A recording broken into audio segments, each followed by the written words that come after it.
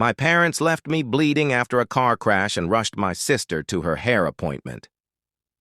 "You're fine, just bleeding," Mom said. Dad yelled, "Stop being dramatic, we have priorities." They had no idea what was coming next. "You're seriously still on about that?" My sister scoffed, slamming her iced coffee on the granite counter. "I was bleeding, Jessica," I snapped. "There was glass in my arm, and you went to get your bangs trimmed. What the hell is wrong with you people?" Mom didn't even look up from her phone.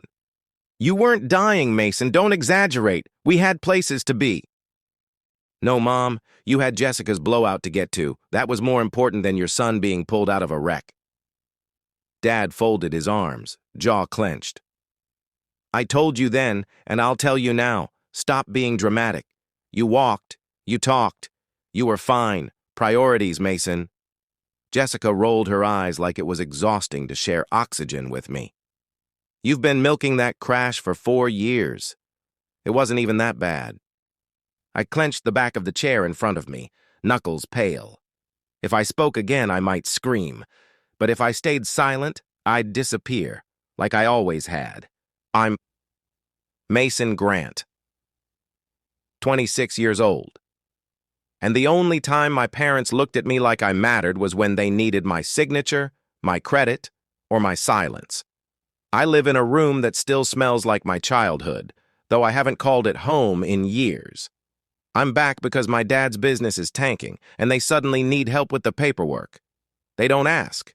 They never ask.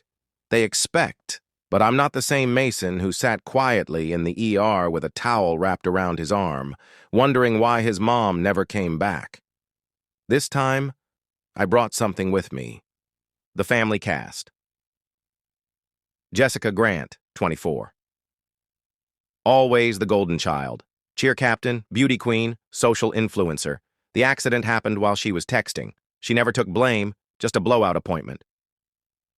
Elaine Grant, mom, 53. Cold, dismissive, believes emotional support is weakness, only engages when there's an audience or a camera involved. Richard Grant, dad, 57. Retired military, commands, doesn't converse. His love is conditional, and I failed the test long ago. The betrayal begins. "We need you to co-sign the SBA loan," Dad said flatly, like it was a done deal. "You already put me as a guarantor last time without asking," I said.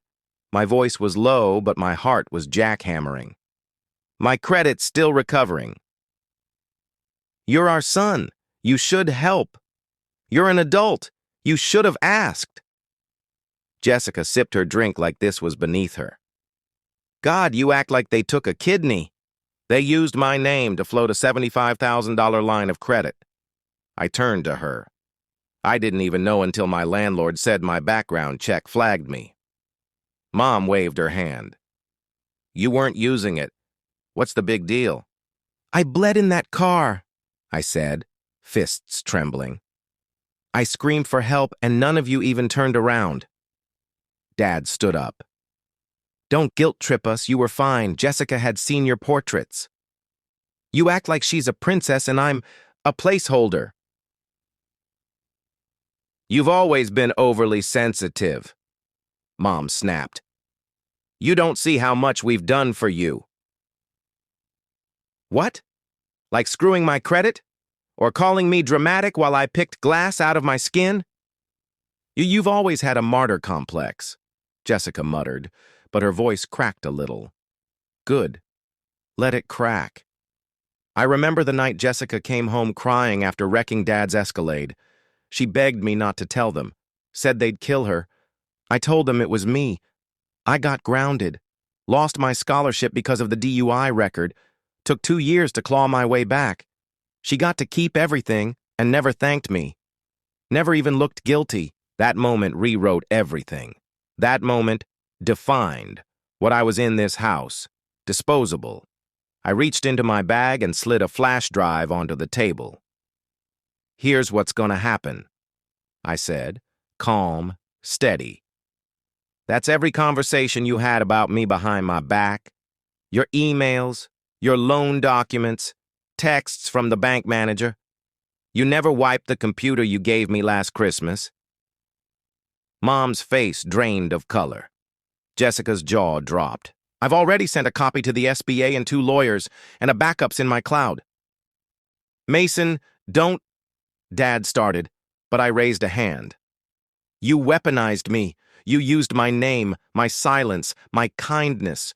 You don't get to bury me anymore, Jessica whispered. Is this blackmail? No, I smiled. This is closure. Dad stood, knocking over his chair. You think you're some kind of hero now? This'll ruin us. No, I said, meeting his eyes. You did that. I just stopped hiding it. Mom tried to hold it together, but her voice cracked. Mason, please, we didn't know. You never knew, because you never asked. Jessica sat frozen, silent. For once, I stood, slipped my keys back into my pocket. I won't press charges, but I'm out. No more calls, no more loans, no more just help us one more time. Jessica finally spoke. Why didn't you just talk to me? I looked at her. I did. Every time I covered for you. Every time I sat alone in that ER. Every time I said I'm fine, because I knew Mom was already halfway across town. She didn't cry, but she didn't look away either. As I walked out, Mom called softly, Mason, I'm sorry. I paused at the door. You're 4 years late. But I didn't slam it, I just closed it, quietly. It's strange how silence can be louder than shouting. 8 weeks turned into 10. Still no calls, no guilt trips masked as check-ins, just peace. Unfamiliar but welcome. The apartment is small, but it's mine. The kind of space where I can breathe without flinching. I hung the letter from Jessica behind the pantry door.